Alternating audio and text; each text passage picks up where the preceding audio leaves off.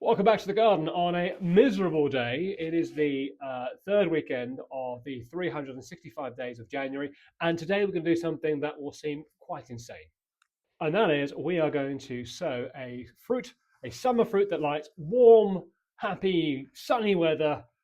Uh, but it has to be done now because you want to get them started nice and early. So, what will happen is we'll sow them here and then we'll take them to the house. What I'm talking about, that is, of course, tomatoes. Now, every year, nearly every year, I grow different ones because I like to get the variety. And for me, as I said, I think before, this garden account, is all about growing things I can't buy in the shops, and it's just about the interest, as opposed to the food so much. Although obviously growing food for the family is great too, but this is very much a hobby. So this year I've got 4 different tomato seeds, and very quickly they are tomato golden sunrise, tomato Roma, tomato country taste, which is obviously a beef tomato, and those three are specifically for in here in the greenhouse. I usually grow 3 or 4 plants of each, so 3 varieties in here. And the final one is tomato cherry falls, which is obviously a cherry. That one is for out in the garden there. They sowing structures are all very similar, and tomatoes are all very similar. They have to be planted shallow on top of the soil, left in a warm, dry place to germinate, and you plant on, etc., which we'll get into as the season progresses. So I know some people do how to, and they will do a video about the whole progress of the seed sowing journey. This isn't it. This is going to be, we're starting them off this week, and the next time I do a video, I will do something else, and I'll come back to the next stage of the tomatoes. It's more like a series through the spring and the summer. Okay, so but this time of year, there's very small things to do that are really important to get things started. So now, the other thing I want to tell you is this year I'm actually going to do things a bit different to every year for the last 5. So if you've seen a previous video of mine when I've started tomatoes, what I've always done is taken a whole load of these. So this is a 3-inch pot. I think it's a 5 centimeter pot, whatever you say in metric. And I'll put them in a seed tray. And then I will take the whole seed tray in, put it on a heat mat. And I will usually put 2 or 3 seeds inside of every one of those. And as they germinate, I select the strongest one and I grow that one on.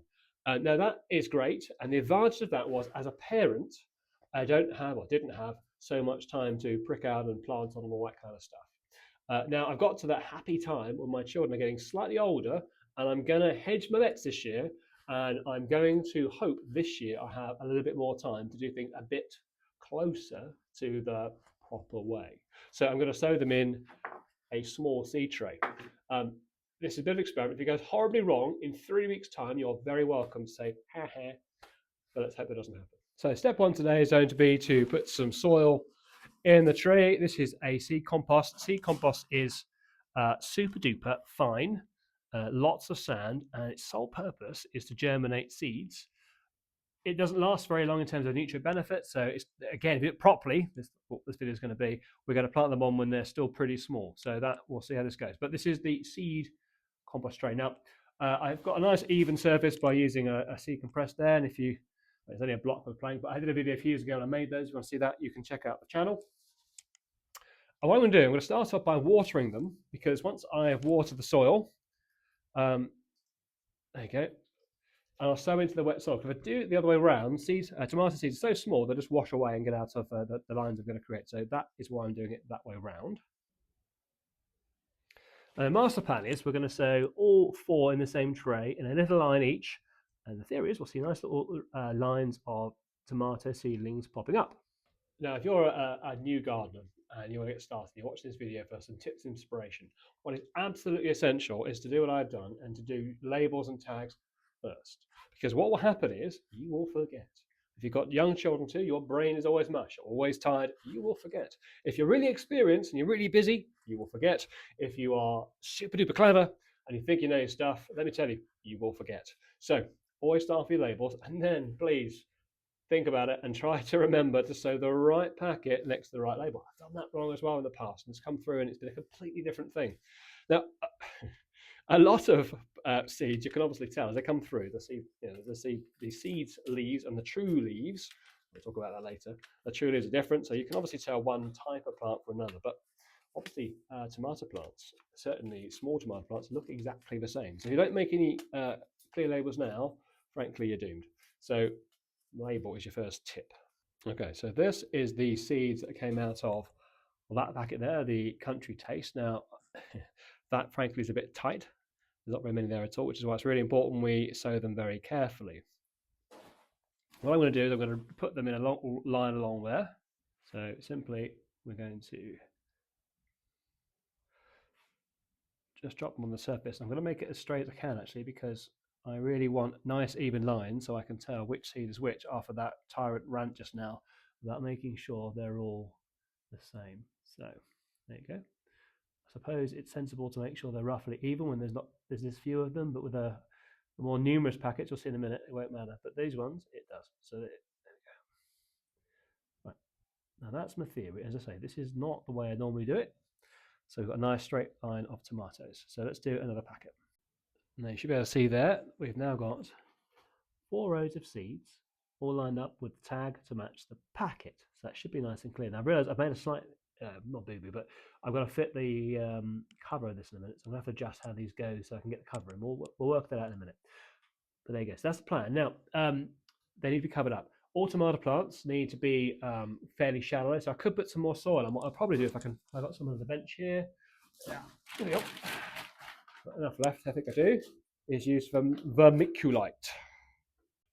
So vermiculite, what is it, you ask? Basically, I'll show you here, it's this. It is a porous rock, it's a volcanic rock, milled down. This one's porous, it will hold water, so it's useful to go on the top of seeds to help with water retention, moisture retention. And I usually use it as a top layer on my seeds because there's another type which we'll get into for other videos, but that's the one I'm using for the tomatoes. I'm just going to sprinkle it on top of the seed tray, just like this, and I'll show you in just a second. There you go. So I've just sprinkled the vermiculite over the top. I'm just going to press the down like that. Now, to germinate, the seeds require warmth. We're going to deal with that in a second because they won't get any out here. They need warmth, they need contact with the soil and moisture. So we water the soil at the beginning, so there's moisture there. They're going to get warmth inside, and the contact is by using the press on the soil. The top cover doesn't matter, they're pressing against the soil. So that should make them germinate. Now I'm going to go and find a lid in the shed, probably adjust my label slightly, and I'll see you back in the house to show you the germination setup we're going to use. Okay, so we're inside, and I have the tomatoes also in their tray. We're on a windowsill where there is some sun. This is south facing, but they're also on what looks like a whoopee cushion, but actually a heat mat plugged into a plug and set at 18 degrees, which is what I always use, and that's enough to germinate them. They're going to sit inside a cover, and I will give it some more water in a couple of days to make sure they don't dry out, and that should do it. So that's my tomato seeds sown for this year. We'll pot on probably another 2-3 weeks, depends how fast they germinate, and I'll show you that. But in the meantime, there will be other things. So do hit that like button if you've taken some value from this. And also, if you want to subscribe to see more, please do. I look forward to seeing you next time. We'll start saying more variety of things come February, but we've also got things ahead of us like chicken potatoes and generally preparing the vegetable garden for vegetables. That and probably some chicken silliness from the chickens. I'll see you next time. Bye.